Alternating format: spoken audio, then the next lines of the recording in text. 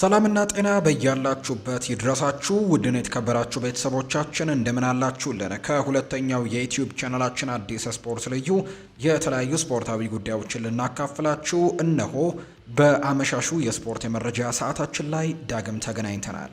ስለምታደምጡን ቆይታችሁን ከኛ ጋርም ስለምታደርጉ እጅጉን ከልብ አድርገን እናመሰግናለን። በዛሬ ፕሮግራማችን የተለያዩ ርዕሰ ጉዳዮችን ወደ እናንተም የምናደርስ ነው የሚሆነው ውድ ቤተሰቦቻችን። ከነዚህ መካከል ትልልቆቹን የአውሮፓ ክለቦች የተመለከቱ በርከት ያሉ የዝውውር ጉዳዮች ዛሬ ከጠዋቱ ጀምሮ በትልልቆቹ የአውሮፓ ሚዲያዎች ሲነገሩ ነበርና እነሱን መረጃዎች ደግሞ ወደ እናንተ እያደረስን ነው ቆይታን የምናደርገው። ፏድባሩ ፕሮግራሙን እየመራው ቆይታን አደርጋለሁ። እናንተም ቪዲዮአችን ላይክ፣ ቻናላችንን ሰብስክራይብ እያደረጋችሁ ከኛ ጋር አብሮነታችሁን እንድታሳዩን በአክብሮት እንጋብዛለን። ከመሸጋገሪያ በኋላ ተመልሰን እንመጣለን። በቀጥታም ወደ ፕሮግራማችን የምናመራ ይሆናል። አብራችሁኝ ቆዩ።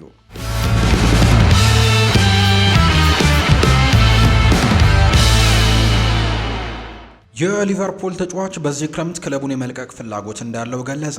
አየርላንዳዊው ግብ ጠባቂ ከዓመታት በኋላ መደበኛ የመጀመሪያ ቡድን የመጫወቻ ደቂቃን ፍለጋ ከክለቡ ይለቃል። አሁን ላይ ኳሚን ኬለር በዚህ ዓመት ሊቨርፑልን የመልቀቅ እድሉ ጨምሯል።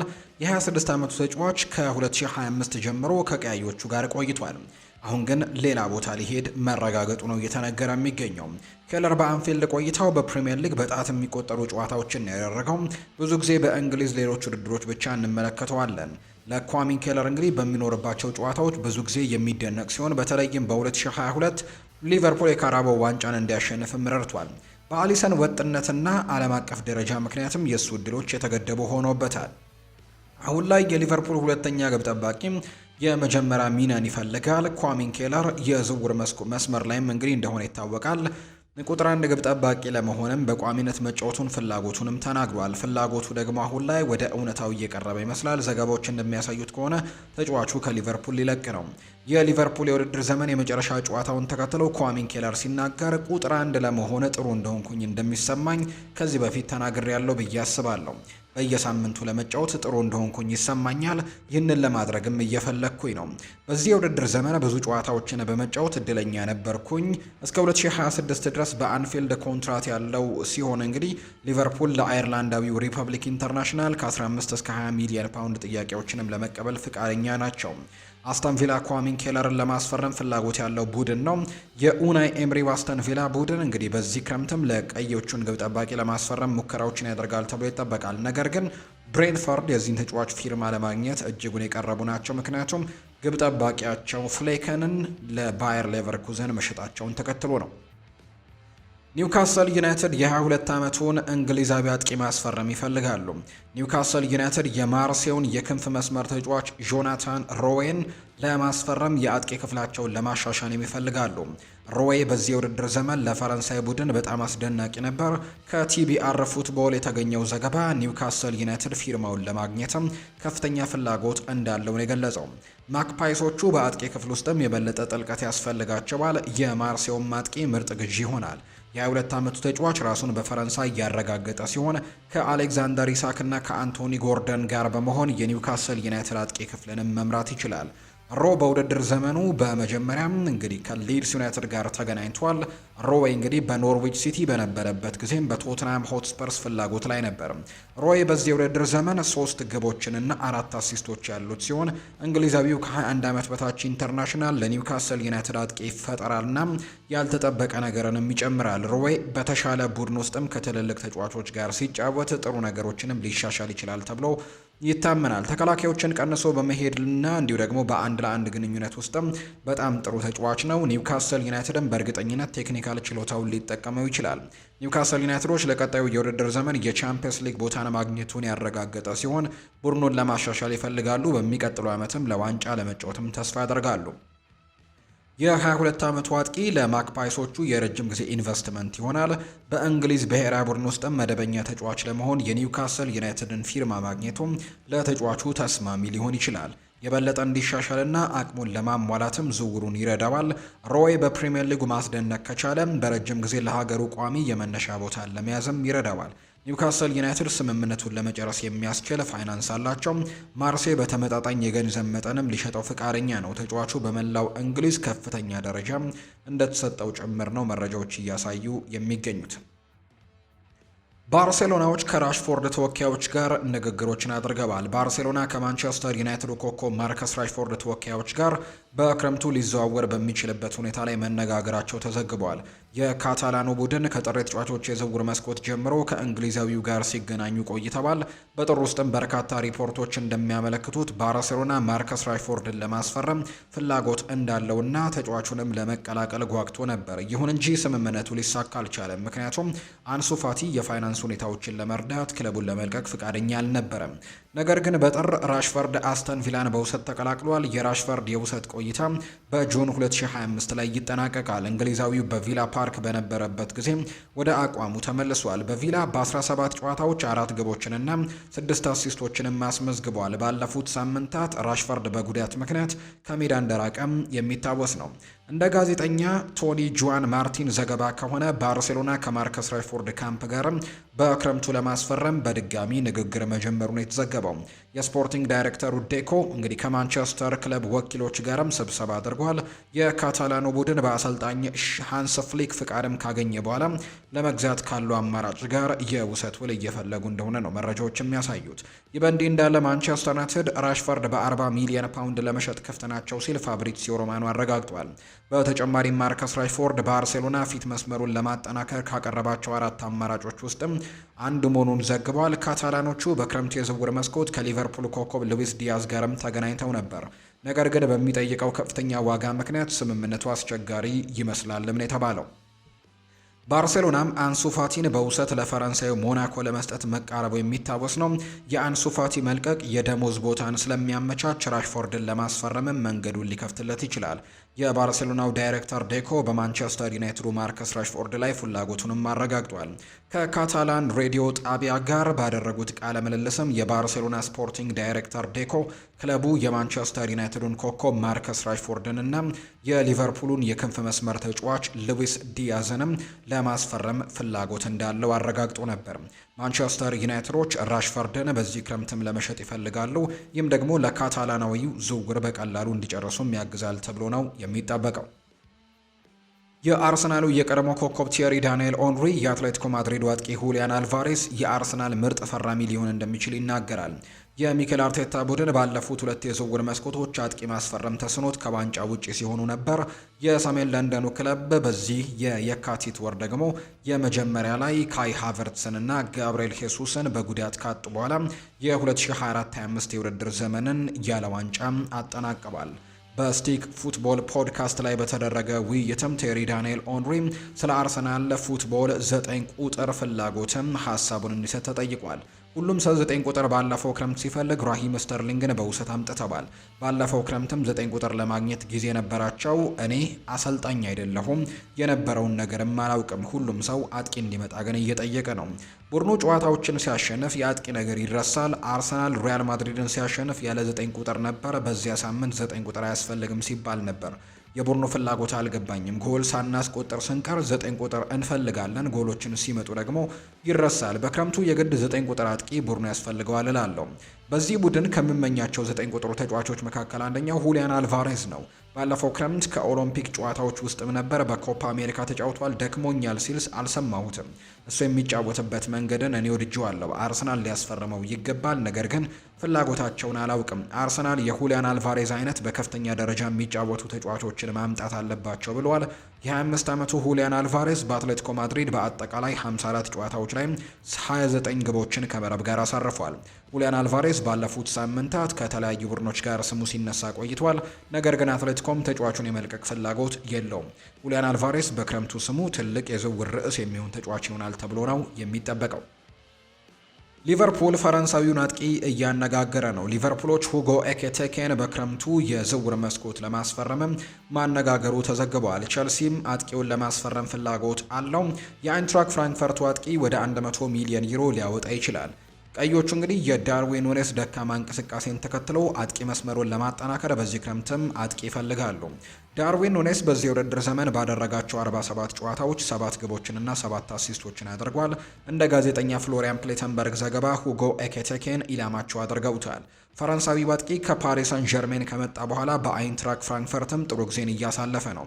ፈረንሳዊው አጥቂ በዚህ የውድድር ዘመን ባደረጋቸው 48 ጨዋታዎች 22 ጎሎችንና 12 አሲስቶችን አድርጓል። ኤኬቴኬ አይንትራክ ፍራንክፈርትን በቡንደስሊጋው ሶስተኛ ሆኖ እንዲያጠናቅቅና በዩሮፓ ሊግ ሩብ ፍጻሜ ላይ እንዲደርስም ረድቶት ነበር።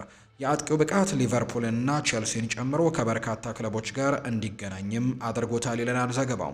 የአይንትራክ ፍራንክፈርት ስፖርቲንግ ዳይሬክተር ማክስ ክሮሼ በቅርቡ ስለ ኤኬቴኬ የክለቡ የወደፊት እጣ ፈንታም ተናግሯል። ኤኬቴኬ በአውሮፓ ገበያ ውስጥ ካሉት በጣም አስደሳች አጥቂዎች አንደኛው ነው። ሁጎ እንግዲህ የራሱን ሁኔታ መወሰን አለበት። እሱን በማግኘታችን ደስ ብሎናል። እሱ ለመልቀቅም ከወሰነ ይሄዳል ብሏል።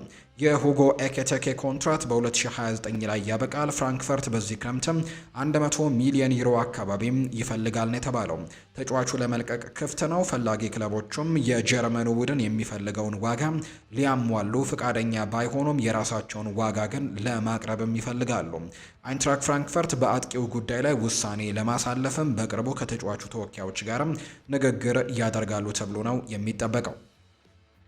ላሚን ያማል በቅርቡ ባሎን ዶርን ያሸንፋል ሲሉ አሰልጣኙና ተጫዋቾች ተናገሩ። የስፔን ብሔራዊ ቡድን ዋና አሰልጣኝ የሆኑት ሉዊስ ዴላ ፉዌንቴ የባሎን ዶር ሽልማትን እንዲያሸንፍ ላሚን ያማልን ደግፈውታል።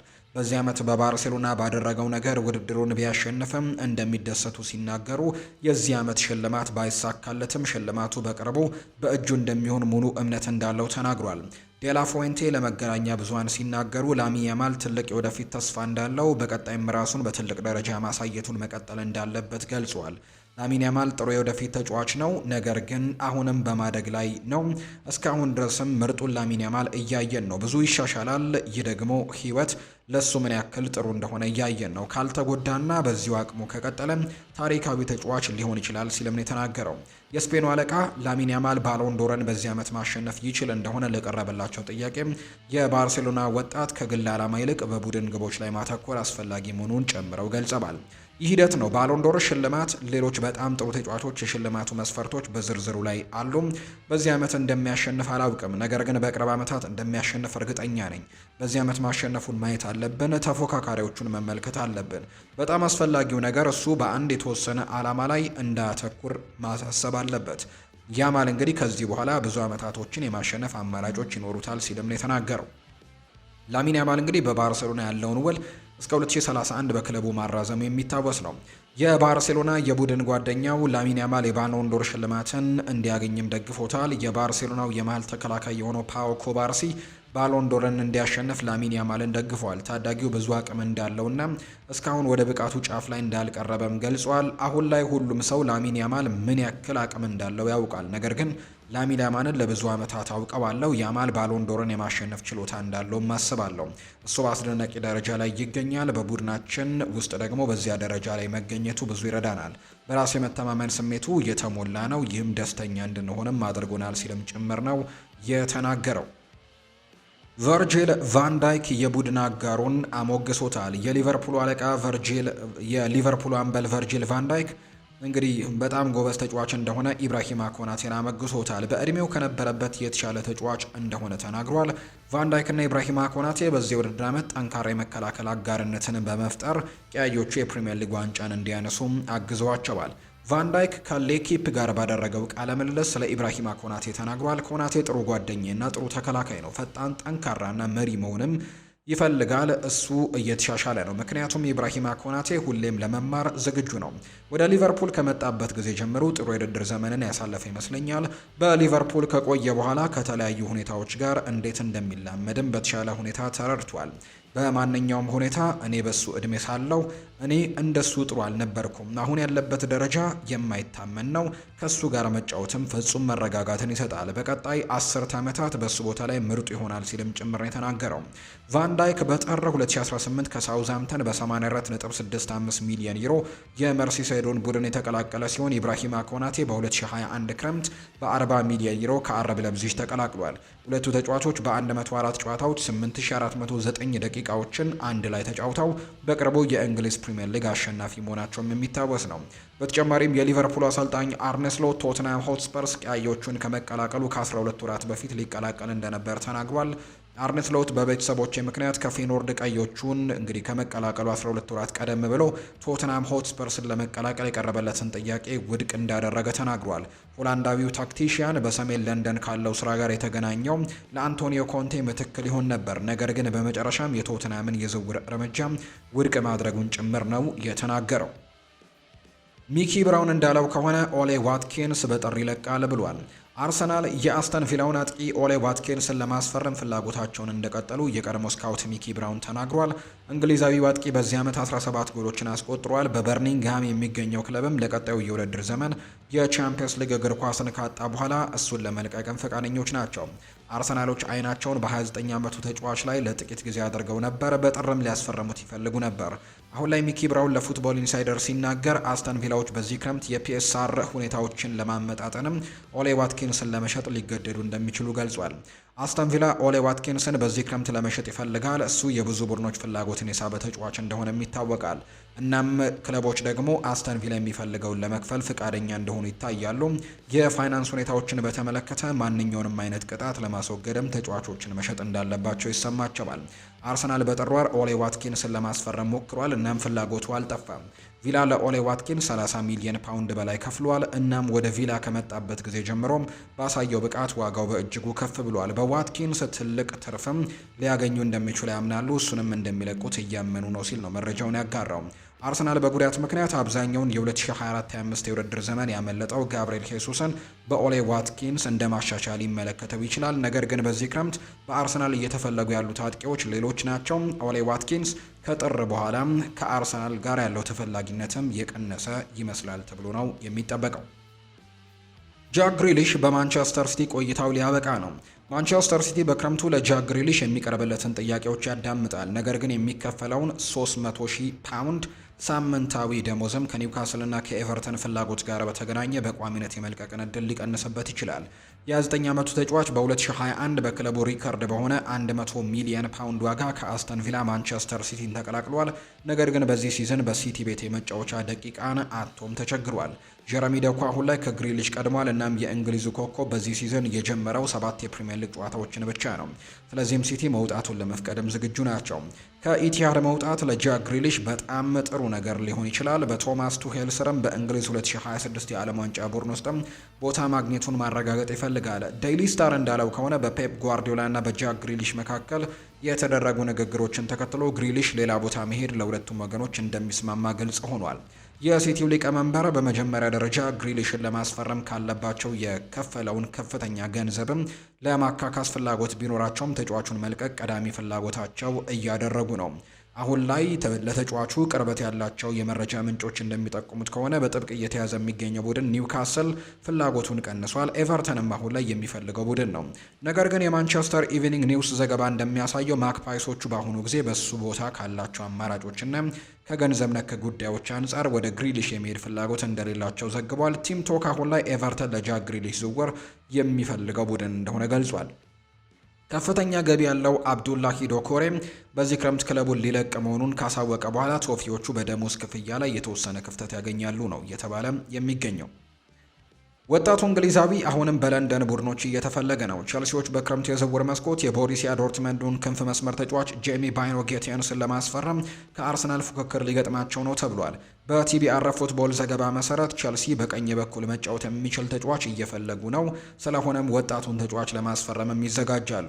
በዚህ ምክንያት የቡንደስሊጋው ክለብ በዚህ ሚና ሊጫወት የሚችል አማራጭ አድርገው ለይተውታል። ሆኖም ግን እንደ ኒኮ ዊሊያምስ፣ አሊሃንድሮ ጋርናቾና ራፋኤል ሊያውን ጨምሮ በርካታ አማራጮችን እየተመለከቱ ነው። ጄሚ ባይኖ ጌቲያንስ ለረጅም ጊዜ ክትትል ሲደረግበት የነበረ ወጣት ተጫዋች ነው። ቸልሲ ፍላጎቱ ቢኖረውም የጄሚ ባይኖ ጌቲያንስን ዝውውር ቀላል አይሆንም። ቦሩሲያ ዶርትመንድ በክረምቱ እንዲለቅ 70 ሚሊዮን ፓውንድ ጠይቋል። አጥቂው በሲግናል ኢዱና ፓርክ እስከ 2028 ክረምት ድረስም ኮንትራት ሲኖረው ለዚህ ስምምነት ደግሞ ትልቅ የመደራደር አቅም ከቸልሲ ይፈልጋሉ።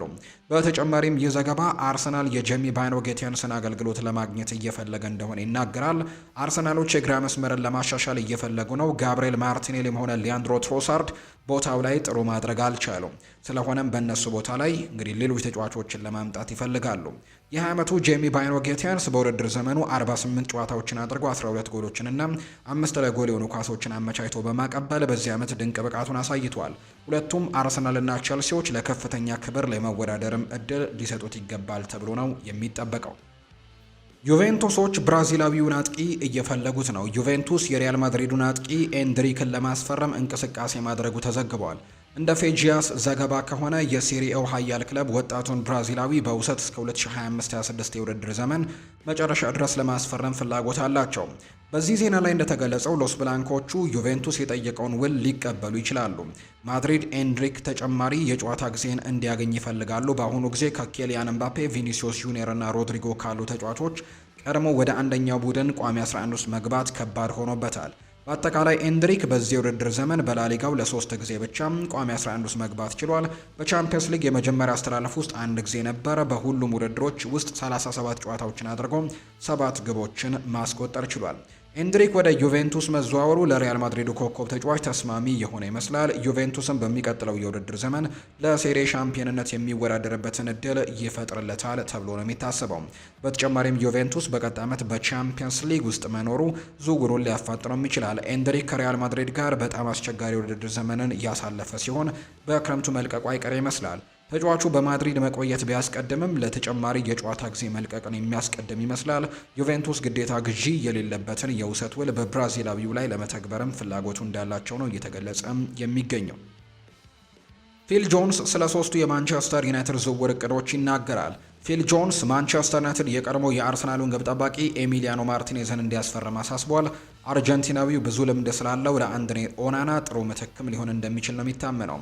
ጆንስ እንደተናገረው ዳቪድ ዳኪያ በማንቸስተር ዩናይትድ ምርጡ ግብ ጠባቂ እንደነበርና ብዙ ጨዋታዎችን እንዳሸነፈ ሲያስታውስ በክረምቱ ጥሩ ግብ ጠባቂ ማግኘት ለቡድኑ አስፈላጊ መሆኑን ተናግሯል። አክሎም ከአንድሬ ኦናና ጋር መቆየቱ ጥሩ ነው፣ ነገር ግን ማርቲኔዝን ማምጣት ጥሩ ነው ብሎ ያምናል። እኔ ማርቲኔዝን ወድጄዋለሁ። እሱ በጣም ጥሩ ግብ ጠባቂ ነው ብዬ አስባለሁ። ማንቸስተር ዩናይትድ የለቀቀው ዴቪድ ደኪያን እመለከተዋለሁ። ብዙ ጨዋታዎችን አሸንፎልናል።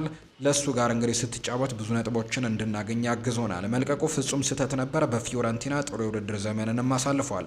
ኤሚ ማርቲኔዝ ከገባ ከፍተኛ ፈራሚ ይሆናል ብዬ አስባለሁ። ከአንድሬ ኦናና ጋር የሚቆየው ከሆነ እንግዲህ እሱ የሚያደርገው ነገር ላይ የተመኩ ይሆናሉ። ነገር ግን ማርቲኔዝ ካመጡት በእርግጠኝነት ጥሩ ፈራሚ ይሆንላቸዋል። ዩናይትዶች ማርቲኔዝን ለማምጣትም በቶሎ መንቀሳቀስ አለባቸው ሲልም ነው የተናገረው። ኤሚሊያኖ ማርቲኔዝ ከአስተን ቪላ መልቀቅ ጋር በመያያዙ ከበርካታ ክለቦች ጋርም ተገናኝተዋል። የባርሴሎናና የሳዑዲ ፕሮ ሊግ ክለቦችም የ2022 የዓለም ዋንጫ አሸናፊ እየተመለከቱ እንደሚገኙ ነው ዘገባዎች እያሰፈሩ የሚገኙት። ፊል ጆንስ ለሁለት የማንቸስተር ዩናይትድ ኢላማዎችን ማስቴቱን ሰጥቷል። ፊል ጆንስ በማቲያስ ኩኛ ወደ ማንቸስተር ዩናይትድ ስለመዘዋወሩ በጣም ተደስቷል። በፕሪሚየር ሊጉ ለቶትናም ሆትስፐርስ ከተጫወተው ሙሳ ደምበሌ ጋርም አወዳድሮታል። በጣም ጥሩ ነው። እኔ በጣም ወድጄዋለሁ። እሱ በዚህ ሲዝን 2 ጊዜ በማንቸስተር ዩናይትድ ጨዋታ ላይ የተመለከትኩት ሲሆን በሁለቱም ጨዋታዎች ጥሩ እንቅስቃሴን ያደረገ ተጫዋች ነው። ለቶተናም የተጫወተውን ሙሳ ዴምቤሌን ትንሽ ያስታውሰኛል። ከኳስ ጋር ሲሮጥ ኃይለኛ ነው፣ ነገር ግን ኳሱን የመቀየር ኳሱን በፈለገው መንገድ መጫወት ጎል የማስቆጠር ችሎታም አለው ብሎታል። ስለ ብሪያን ምቤሞም ሲናገር በጣም ጥሩ ተጫዋች ነው። በተለይ ባለፉት 2 ዓመታት በብሬንትፈርድ ጥሩ ነገርን አድርጓል። በአጨዋወቱና በግቦቹና በአሲስቶቹ ላይ ወጥነት ያለው ነው። የእሱ ፊርማ ደግሞ በማንቸስተር ወሳኝ ይሆናል ሲልም ጭምር ነው ፊል ጆንስ ሀሳቡን እየሰጠም የሚገኘው። ውድና የተከበራችሁ ቤተሰቦቻችን ለዛሬ ያዝንላችሁ አዳዲስ ስፖርታዊ ጉዳዮቻችን እነዚህን ይመስላሉ። ስላደመጣችሁን ቆይታችሁን ከኛ ጋርም ስላደረጋችሁ እጅጉን ከልብ አድርገን እናመሰግናለን። ቪዲዮአችንን ላይክ፣ ቻናላችንን ሰብስክራይብ እያደረጋችሁ ከኛ ጋር ለነበራችሁ በሙሉ ላቅ ያለ ምስጋናችንን ማቅረብ እንወዳለን። ፉአድ ባሩ ፕሮግራሙን እየመራው ከእናንተ ጋር ቆየሁኝ። በቀጣይ ፕሮግራሞቻችን ሌሎች ርዕሰ ጉዳዮችን ይዘን ዳግም ተመልሰን የምንገናኝ ይሆናል። መልካም ጊዜ፣ መልካም ምሽት እንዲሆንላችሁም ነው በአክብሮት የምመኘው።